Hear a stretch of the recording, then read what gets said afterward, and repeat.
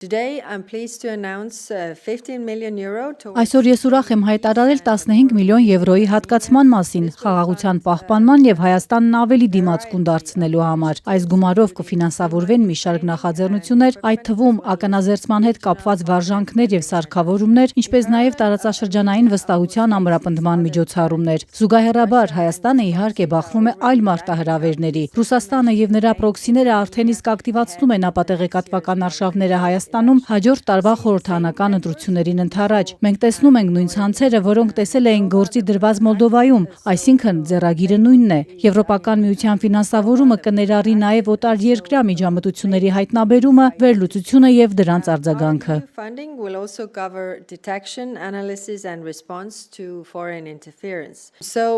we have discussed helping in border management. Մենք քննարկել ենք սահմանային կառավարման հարցում օգնություն տրամադրելը, ինչպես նաև նախկին հակամարտությունների եւ անվտանգության հետ կապված ականազերծման գործողությունների, ականազերծման հետ կապված վարժանքների, ինչպես նաև ականազերծման հետ կապված սարքավորումների տրամադրման հարցերը։ Եվ մենք քննարկել ենք նաև գործիքներ, որոնք վերաբերում են ընթացիկ եւ ինտենսիվացող ապատեղեկատվական արշավներին հակազդելուն։ Սա նաև այն գործիքակազմն է, որ մենք ունեցել ենք Մոլդովայում եւ որով Հայաստանը եւս հետաքրքրված է։ The toolbox that we had in Moldova that also Armenia is interested in.